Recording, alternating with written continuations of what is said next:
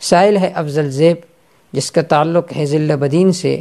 اس کا سوال یہ ہے کہ میں نے سنا ہے کہ جس نے بھی اپنی رائے سے قرآن مجید میں کوئی ایک بات بھی ذکر کی، اگر یہ فی الواقع اور فی الحقیقت وہ بات صحیح بھی ہو تو اس نے بہت بڑی غلطی کی، کیا یہ حدیث ہے؟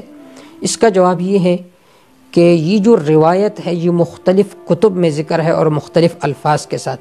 ترمذی کی روایت ہے، من قال فی القرآن برأیہ فلیتبوأ مقعدہ من النار، جس نے اپنے رائے سے کوئی بات قرآن مجید میں ذکر کی تو اس نے اپنے لیے جہنم میں ٹھکانہ بنا دیا۔ اور بعض روایت میں ہے، من قال فی القرآن برأیہ فاصاب فقد اخطأ، جس نے اپنی رائے سے کوئی بات کہی قرآن مجید میں، اگرچہ وہ درستگی کی طرف پہنچ گیا تب بھی اس نے بہت بڑی غلطی کی۔ تو اس حدیث کا مطلب کیا ہے؟ اس حدیث کا مطلب یہ ہے کہ اس حدیث میں اصل میں التحذیر من تفسیر القرآن بغیر علم، لوگوں کو ڈرایا گیا کہ قرآن مجید کی تفسیر اپنے رائے سے نہ کرو، اپنے بطن سے نہ کرو، جیسا کہ بہت سارے حضرات کرتے ہیں۔ اور دوسرا مطلب اس کا یہ ہے کہ دیکھیے قرآن مجید کی تفسیر پڑھانے کے کچھ طرق ہے۔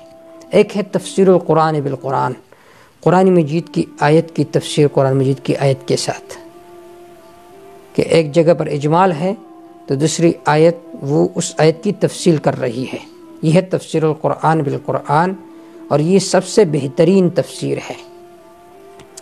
دوسرے نمبر پر تفسیر القرآن بالحدیث، کہ آپ قرآن مجید کی آیت کی تفسیر کرتے ہیں حدیث کی روشنی میں۔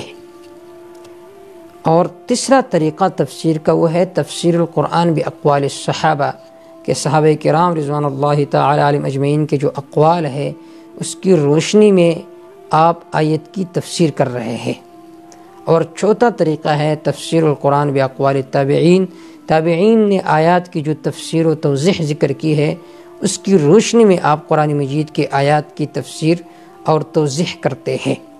تو اب اس حدیث کا مطلب یہ ہے کہ جس نے ان چار طریقوں کو چھوڑ کر اپنے رائے سے، اپنے عقل سے کوئی تفسیر گڑھ لی تو اس نے بہت بڑی غلطی کی، جیسا کہ یہ قادیانی ہو گئے، اسی طرح دوسرے منکرین حدیث ہو گئے۔ تو یہ قرآن مجید کی آیات کی تفسیر اپنے عقل سے کرتے ہیں۔ وہ کہتے ہیں قرآن مجید کی تفسیر کے لیے صرف عربی کا سمجھنا یہ لازمی ہے، عربی کے گرامر کا سمجھنا لازمی ہے، باقی یہ جو علماء نے یہ طریقے ذکر کیے تفسیر القرآن بالقرآن باقوال صحابہ باقوال تابعین، یہ چیزیں تفسیر کے سمجھنے کے لیے ضروری نہیں ہے۔ جیسا کہ جاوید احمد غامدی ہو گیا، دوسرے بہت سارے متجددین ہیں، تو ان حضرات کی گمراہی کا سبب بھی یہی ہے کہ انہوں نے تفسیر شروع کی لیکن اپنے عقل سے۔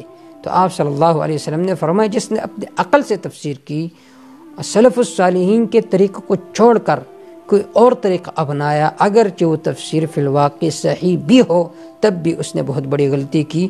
واللہ تعالی اعلم بالصواب۔